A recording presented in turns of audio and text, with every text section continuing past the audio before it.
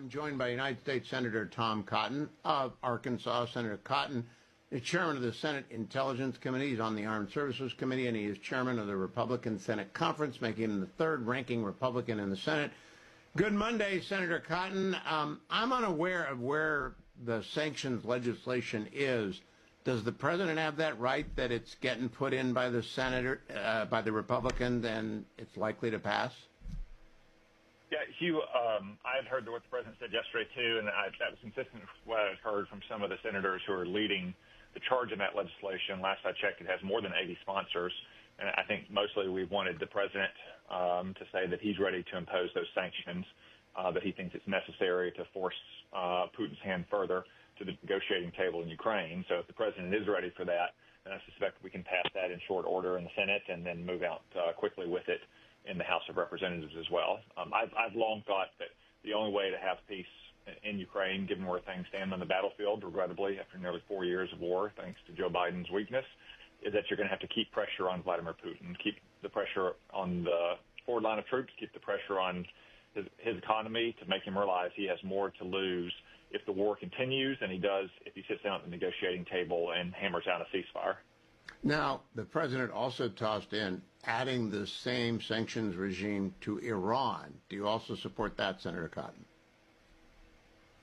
Sure, why not? As you know, I'm always in favor of throwing the kitchen sink at Iran. They've been menacing the United States and our friends for now 46 years since the revolution. And in the first term, the president had what he called a maximum pressure campaign, and that brought Iran very nearly to its knees by the end of his first term. Unfortunately, Joe Biden gave them a hand and lifted them off the mat, and you saw where that brought us, to Iran on the brink of having a nuclear breakout earlier this year, until the United States and Israel together in a model of allied cooperation destroyed their nuclear program. But I think, again, if we want to continue to keep the pressure on Iran to pull in its horns, to not just cease with its nuclear ambitions, but to stop the support for terrorism that have killed so many Americans over the last 46 years, new sanctions would always be welcome.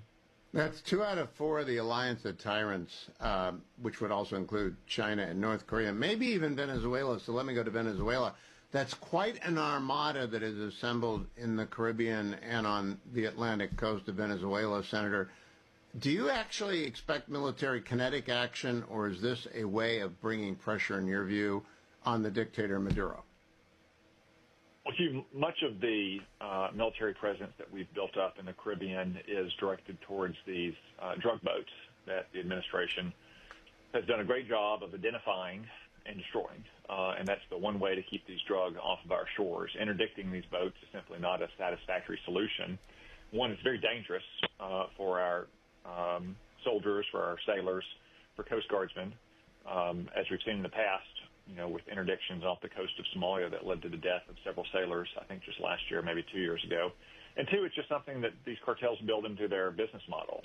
Losing a boat to arrest doesn't really do anything to affect supply or prices in America.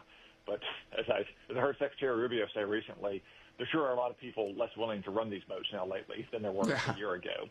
So a lot of the military presence we have in the Caribbean is supporting the destruction of these drug boats in the Caribbean and the Eastern Pacific, helping to identify which boats are which. And I'm very, very confident that right now the administration is pitching a perfect game on that front. One, I've been in the briefings as the chairman of the Intelligence Committee, senior member of the Armed Services Committee. But two, Hugh, we can just use our common sense. If any of these boats had been filled with fishermen or refugees, CNN International would have already been down there, like interviewing their families for an international expose. But you also have to be prepared for contingencies. These drug cartels work in concert with the illegitimate Maduro regime in Venezuela, and you never quite know what they might do. So, of course, we have to have the assets in place to defend everyone who's conducting these operations. Does it worry you that our use of force against Venezuela and the Cuban security forces that prop them up, and maybe even the Iranian Revolutionary Guards that prop them up, does that in any way entitle China to be more aggressive against Taiwan? China may use that to justify any action against Taiwan, but they would already use a whole litany of American actions to justify it.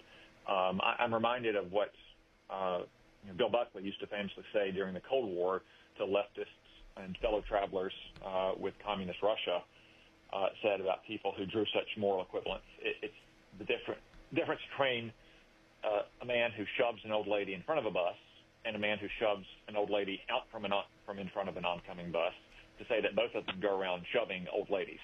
You always have to look not just to the use of military force, but to the purpose and the ends of it. And the United States used military force, obviously, for sound, noble, just purposes. And communist China, just like communist Russia, uses it for evil, underhanded purposes.